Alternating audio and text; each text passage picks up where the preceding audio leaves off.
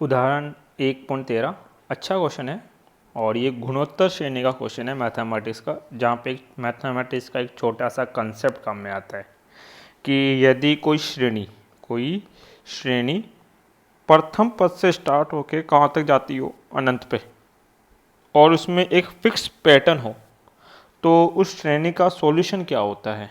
उस श्रेणी का हल होता है a/a-r, जहाँ पे a क्या कहलाता है, इसका प्रथम पद, और r क्या कहलाता है, सार्व अनुपात। अभी इसको यूज करेंगे हम लोग श्रेणी को। अब कैसे पता लगेगा कि इसमें ये हल या ये कंसेप्ट काम में रहेगा? ये आप श्रेणी देख के पता लगा सकते हो। देखो क्वेश्चन कहता है 4 माइक्रोकुलाम के अनंत आवेश। ऐसे कितने आवेश इस बार? अनंत। तो एक तो पता लग गया कि ये श्रेणी कहाँ तक जाएगी, अनंत तक जाएगी। एक्स अक्ष पर क्रमशः 1 मीटर की दूरी पर, फिर 1 मीटर का डबल क्या होता है, 2 मीटर की दूरी पर, फिर 2 मीटर का डबल क्या होगा, 4 मीटर की दूरी पर, फिर 4 मीटर का डबल क्या होगा, 8 मीटर की दूरी पर, फिर 8 मीटर का डबल क्या होगा, 16 मीटर, ऐसे 32 फिर 64 पर रखे गए और ऐसे रखते रखते कहाँ तक चला गया, ये अनंत तक। तो इन आवेशों के कारण मूल बिंदु पर रखे 1 कूलाम आवेश पर बल ज्ञात करना है। तो इनके कारण मूल बिंदु पे 1 कूलाम पे कितना आवेश होगा, उस आवेश के बल के मान की हमें क्या करनी है, गणना। अब वो गणना किस प्रकार से की जाती है वो हमें पढ़ना है। देखिए, तो हम लोगों ने क्या बोला कि ये आपके पास अक्ष है, यहाँ पे आपके पास क्रमशः 1 मीटर, फिर 2 मीटर, फिर 4 मीटर और फिर 8 मीटर, जैसे यहाँ पे अनंत पे।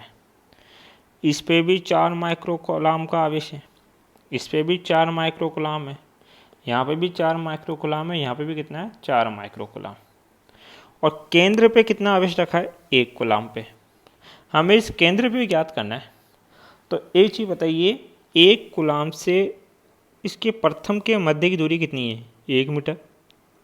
ये दूरी कितनी है टोटल, 2 मीटर। यहाँ से लेके यहाँ तक की दूरी कितनी है, 4 मीटर। और यहाँ से लेके यहाँ तक की दूरी कितनी है, 8 मीटर। ये दूरियाँ दे रखी है, सभी पॉजिटिव हैं सारे आवेश। तो समान प्रकृति के आवेशों में क्या होता है, प्रतिकर्षण। तो ये एक दूसरे को क्या करेंगे, आपके पास प्रतिकर्षित।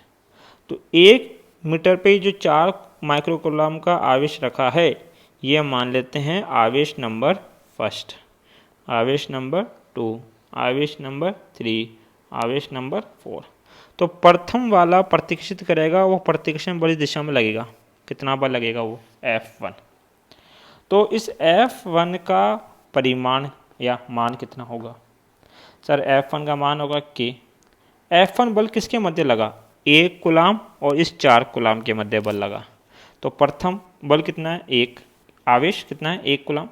द्वितीय आवेश कितना है, 4 माइक्रो, माइक्रो मतलब 10⁻⁻⁶ बट्टा 1 कूलाम और 1 मीटर पे जो आवेश रखा है, इनके मध्य की दूरी 1 मीटर का स्क्वायर, 1 का स्क्वायर।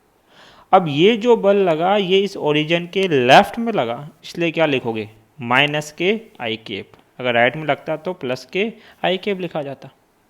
इसी प्रकार से जो द्वितीय आवेश है Q2, जो कि 2 मीटर की दूरी पर रखा है, ये भी 1 कूलाम वाले को क्या करेगा, प्रतिकर्षित। और बल कितना लगाएगा, F2 वेक्टर आपके पास। इस F2 वेक्टर का मान निकालना है। तो K ये लगा 1 कूलाम के मध्य, और Q2 आवेश का मान कितना है, 4 × 10⁻⁻⁶ बट्टा 1 कूलाम और Q2 आवेश के मध्य की दूरी कितनी है, 2 मीटर। तो 2 का स्क्वायर, और ये भी लेफ्ट में लगा, इसलिए क्या लिखोगे, -k i आपके पास। इसी प्रकार से ये जो Q3 है, ये भी इसको क्या करेगा, प्रतिकर्षित। और ये कितना बल लगाएगा पास, F3 वेक्टर। तो F3 वेक्टर का मान कितना होगा, K 1 × 4 × 10⁻⁻⁶, लेफ्ट में लग रहा है इसलिए -k i बट्टा यहाँ पे Q3 और 1 कूलाम के मध्य की दूरी कितनी दे रखी है, 4 मीटर आपके पास। तो 4 का स्क्वायर आपके पास। इसी प्रकार से F4 भी लगेगा। तो ये जो 8 मीटर की दूरी पे रखा है, ये भी इसको क्या करेगा, प्रतिकर्षित। क्योंकि सभी समान प्रकृति के हैं, तो सभी बल एक दूसरे को क्या करेंगे, प्रतिकर्षित करेंगे। तो F4 का मान कितना होगा, K प्रथम आवेश 1 कूलाम, द्वितीय आवेश 4 माइक्रो कूलाम, लेफ्ट में लग रहा है इसलिए -i, और 1 कूलाम और यहाँ तक की दूरी कितनी टोटल 8 मीटर, मतलब कि 8 का स्क्वायर। अब अध्यारोपण सिद्धांत आपने पढ़ा है। अध्यारोपण कहता है कि जो परिणामी बल होगा आपके पास वो सभी बलों के सदिश योग के क्या होगा, तुल्य, अर्थात F1 vector plus F2 vector plus F3 vector plus F4 vector dot dot dash अनंत तक जो चल रहा है उसके तुल्य है। तो F नेट वेक्टर का मान कितना होगा, F1 वेक्टर का मान रख देंगे सबसे पहले। देखिए कि एक को लिखने की जरूरत नहीं है, 4 गुणा 10⁻6 माइनस आई कैप और स्क्वायर ओपन करके लिख रहा हूँ मैं वैल्यू अब। तो k गुणा 4 गुणा 10⁻6 माइनस के आई कैप बट्टे में 1 का स्क्वायर 1 होता है। F2 का मान कितना है, F2 का मान आपके पास है 1 गुणा 4 गुणा k गुणा 4 गुणा 10⁻6 ऑफ आई कैप बट्टा 2 का स्क्वायर, कितना कर दोगे 4, प्लस F3 का मान कितना है k गुणा 4 गुणा 10⁻6 बट्टे में 4 का स्क्वायर 16 और ये भी कितना है माइनस के आई कैप आपके पास। इसी प्रकार से F4 का मान भी कितना है k गुणा 4 गुणा 10⁻6 8 का स्क्वायर 64 और माइनस के आई कैप, और इसी प्रकार से कहाँ तक जाना है अनंत तक। ये चीज़ आपने नोटिस की होगी कि जो k गुणा 4 गुणा 10⁻6 ऑफ माइनस आई के ऊपर की जो टर्म है वो सब में कॉमन है, तो उसको कॉमन ले लेंगे। k गुणा 4 गुणा 10⁻6 माइनस के आई कैप कॉमन ले लिया हम लोगों ने। पहले टर्म में क्या बचा 1/1, दूसरी टर्म में 1/4, तीसरी टर्म में 1/16, चौथी टर्म में 1/64 डेट डेट डैश अनंत।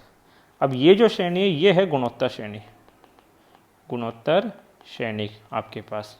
तो F नेट वेक्टर कितना हो जाएगा, k का मान 9 गुणा 10⁻9 होता है, 4 गुणा 10⁻6 ऑफ माइनस आई कैप।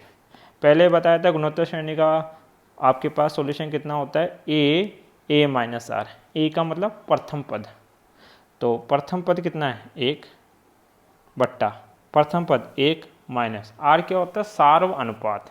सार्व अनुपात का मतलब है कि किसी भी दो सतत राशियों का अनुपात, अर्थात आप ऐसे निकालो कि 1/4 बट्टे में 1, तो 1/4 बट्टे में 1/1 कितना आएगा 1/4, इनका निकाल लो 1/16 बट्टा 1/4, 4 से काटो कितनी बार 4 बार, फिर बचा कितना 1/4। जैसे इन सतत का निकालो, सतत का मतलब होता है लगातार पद होनी चाहिए उनका अनुपात 1/64, फिर उसके पहले वाला पद कौन सा है 1/16, 16 चौक 64 कितना बचेगा 1/4, हर राशि में 1/4 ही बचेगा। तो आर का मान कितना आ गया 1/4। अब सोल्व करेंगे इसको तो ये कितना हो जाएगा 9 गुणा 10⁻9 4 गुणा 10⁻6 ऑफ माइनस आई कैप 1/1 में से 1/4 गया 3/4, 4 कहाँ चला गया ऊपर आपके पास, इसको काटा 3 से, 3 तिया 9 आपके पास हो गया। अब 4 तिया 12 और 12 चौक 48 आपके पास, गुणा 10⁻9 10⁻6, तो क्या बचेगा 10⁻+3 और क्या चल रहा है माइनस के आई कैप, और ये परिणामी बल है तो बल का मात्रा क्या होता है न्यूटन। यही इसका आंसर है। Thank you.